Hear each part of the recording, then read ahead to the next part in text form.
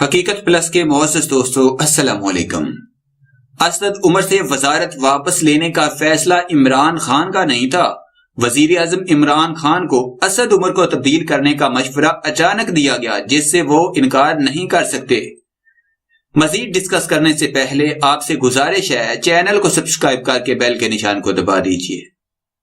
معروف صحافی ڈاکٹر شاہد مسعود کا کہنا ہے کہ اسد عمر کا جانا تحریک انصاف کے لیے بہت بڑا دھچکا ہے۔ اسد عمر کو مکمل چارج شیٹ کر کے بھیجا گیا اور اسد عمر جو ہنس رہے تھے دراصل اندر سے ایسا نہیں تھا۔ انہوں نے جاتے جاتے کہہ بھی دیا کہ میرے بعد آنے والے وزیر خزانہ کے لیے بھی کام آسان نہیں ہوگا۔ ڈاکٹر شاہد مسعود کا مزید کہنا تھا کہ ہم تو یہی کہیں گے کہ اسد عمر کو عمران خان نے ہٹایا ہے، لیکن عمران خان کو ایسا کرنے کا مشورہ آیا تھا جس سے وہ انکار نہیں کر سکے۔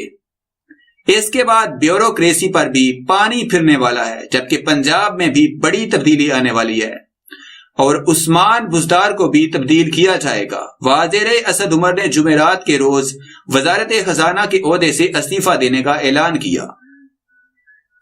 اسد عمر نے اعلان کیا کہ انہیں وزارت توانائی کے عہدے کی پیشکش کی گئی ہے، تاہم انہوں نے کوئی بھی وزارت لینے یا وفاقی کابینہ کا حصہ بننے سے معذرت کر لیا ہے۔ جبکہ اسد عمر کے استعفی کے بعد سابق وزیر خزانہ حفیظ شیخ کو مشیر خزانہ بنانے کا اعلان کیا گیا۔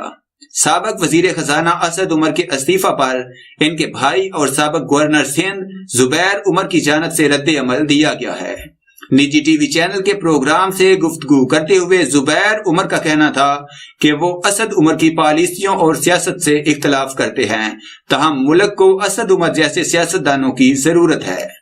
زبیر عمر نے دعویٰ کیا ہے کہ اسد عمر قرض کے حصول کے لیے IMF جانے کے مخالف تھے، تاہم وزیر اعظم عمران خان اپنے بڑے بڑے خوابوں کی تکمیل چاہتے ہیں۔